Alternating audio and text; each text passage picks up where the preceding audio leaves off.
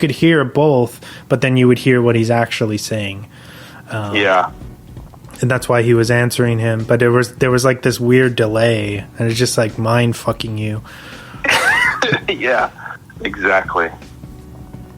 But yeah. But he ends up shooting Kat because he won't tell him where it is, and he ends up telling him, or what he thinks, what he thought was the correct location for the device or the plutonium, what he thought was. And that's when they're about to kill him, and that's when was it Neil and Aaron Taylor Johnson show up, and save them.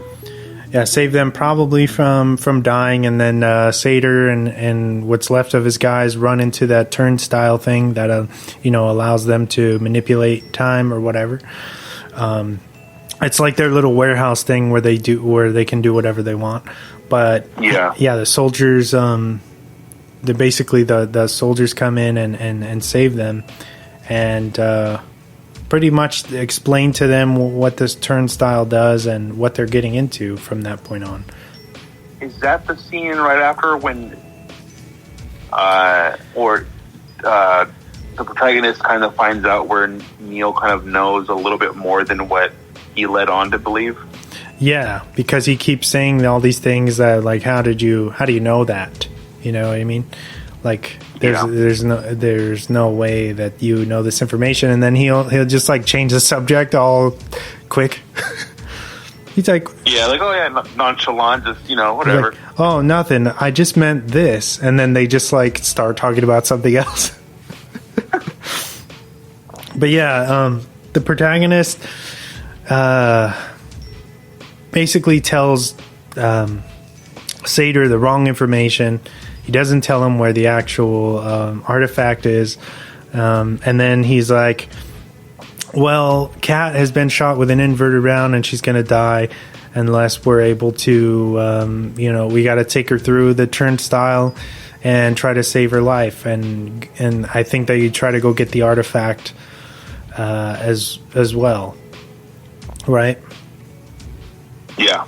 That's when I think the first time, and they tell him, like, when you're introverted, you need a separate air supply because your lungs can't handle the air, and that everything is, or that you're introverted but the world is not, something like that.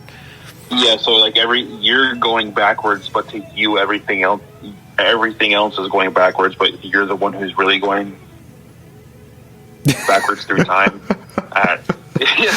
And then they're like, don't here, put this suit on, and he's like, no, I don't need it. And she's like, well, don't come in contact with yourself, or like something bad will really happen. Mm-hmm. And he's like, oh, like what? She's like, did she ever say what would happen? Yeah, she says she says annihilation, which is like, okay, but he did fight himself technically and nothing happened. Was it because he didn't know, or because he had that suit on? Like, I think it was because it wasn't actual skin to skin contact. Okay. I think your atoms have to physically touch. Okay. Because I was like, is that a plot hole, or they're just saying because he was suited up? I thought that too at the end. I'm like, wait, hold on. And then I was thinking about it while they were fighting. I'm like, well, like, he's really never physically touching a part of him. It's more just his clothes that he's wearing. Mm-hmm. But and then along that, I think right before that scene, they are talking, or Neil and the protagonist are talking, kind of going over what the hell, like, they're talking about what's going on, right? Like, or why don't we just like go back in time to do something? I think the protagonist says something like that, and Neil comes up with the grandfather paradox. Yeah, which I thought was really cool, because when you're dealing with time travel movies, it's something that I always think about. I think I might have brought it up when we were talking about the Back to the Future episode, mm-hmm. But it's like, because he says. Neil says, if you went back in time to kill your grandfather, then you wouldn't exist to go back in time to kill your grandfather, thus creating a paradox. And I always think about that because, if you're saying, like, if, say, a loved one passed away, like was murdered or something, you went back in time to stop them from getting murdered, so you wouldn't have had a reason in the future to go back in time to save that person. So there, you get what I mean? There's no reason to go back in time in the future or present, whatever you're dealing with. And that's when he starts talking about parallel universes or like things like that. When I also, and then he starts talking about that, and then he asks the protagonist, he's like, "Does your head hurt yet?" And he's like, "Yeah, it does." And he's like, "Okay, good. I'm gonna go back to sleep now." I was like, "Okay." He's just like, it's funny for him to explain like time travel and stuff, and then he's like, "Okay, I'm gonna go to bed now. Let me rest. Like, think about that, and then wake me up when we're there." And then he ends up, I think in the beginning he talks about having like a master's or something in like quantum physics or something. Yeah. But yeah, that's just to show how smart he is, I guess, in the movie. But then they have to go back in time, right, to save Kat, right? Yeah, but we missed the part where the protagonist goes back onto the road to try to retrieve the artifact for the piece, the missing piece of the algorithm, and he fails. Sator still catches on to him and tries to blow up his car, and they take the artifact anyway. But because the temperatures there's a difference in temperatures, the fire, which I don't know why the fire would start in the first place, but the fire turns into ice, and he's like, his car is frozen instead, and so he wakes up, and they say, "Oh, this might be like the first ever case of hypothermia from a fire accident or something like that." I think that's from a car explosion. Yeah. And then that's when they talk about the grandfather paradox and everything. And then they go back to, basically they travel in the turnstile to go back to the to the time where they hijack the kind of airport or the airplane, right? Yeah, or the Freeport scenario. They go back there, and that's when we figure out that the protagonist is actually fighting himself. Yeah, and he runs. That's the guy who you end up finding out who you find out who Neil took the mask and helmet off of. Yeah. In the beginning of the movie, or somewhat at the beginning of the movie. Yeah, which is the protagonist. It was him the whole time. We then figure out from Priya again that Sator has this kind of Bond-esque, deviant, insidious plot to create, find all of these artifacts that are hidden around basically the world, to connect them to create this algorithm, which is going to create like this kind of catastrophe for the past. And then we also find out that that Sator he doesn't give a fuck because he's dying of pancreatic cancer anyway. Yeah. So it's kind of like his thing of like, well, I'm gonna die, so who cares about the rest of the world? So, like you said, like his evil genius plan to just wipe out everybody and kill himself, pretty much. And when he kills himself, it ends up destroying the world in reality, I guess you would say.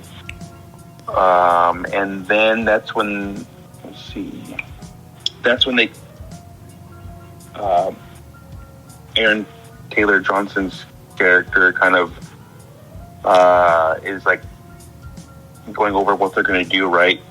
Because they end up finding out where this location is of the artifacts, where what's his name?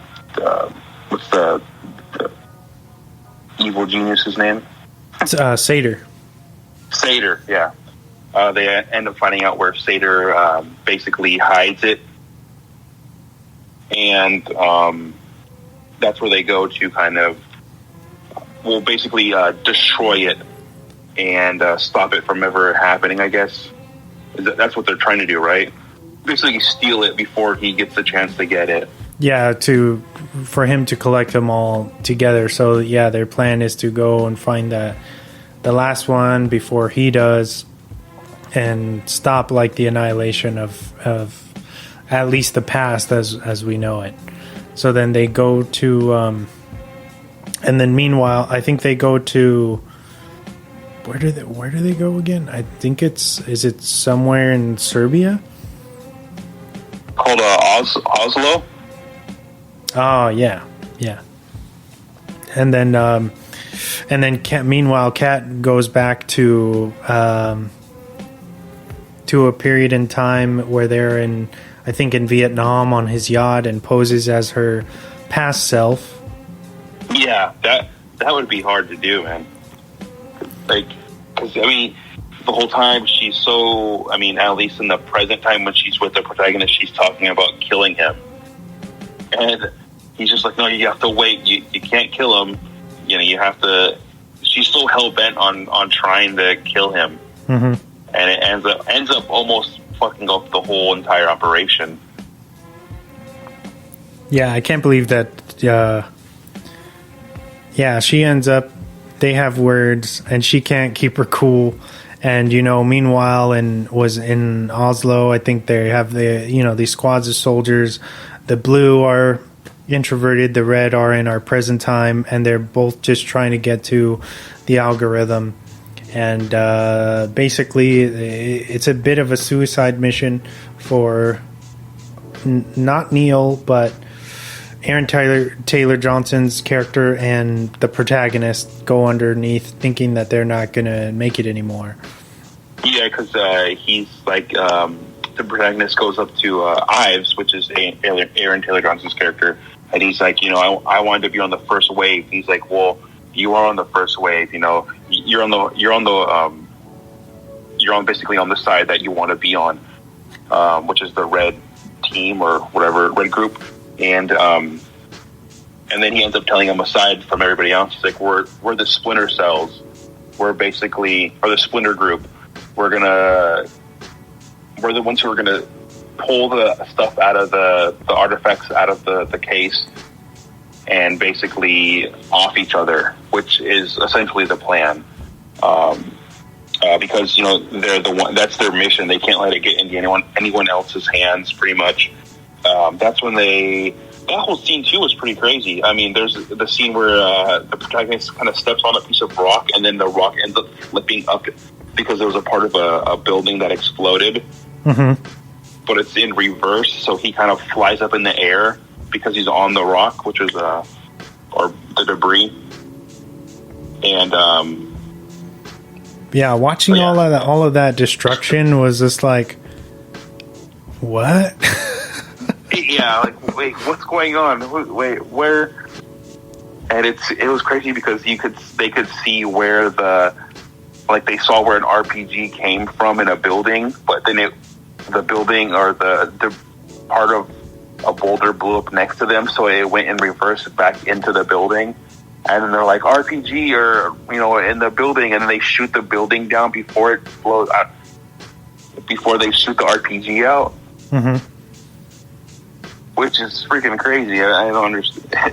It's still a very confusing movie.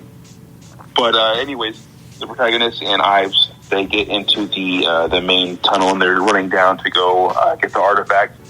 And meanwhile, Kat is trying to hold it together while kind of, I would say, seduce kind of her satyr, her husband, her strange husband, whatever he is. And basically her job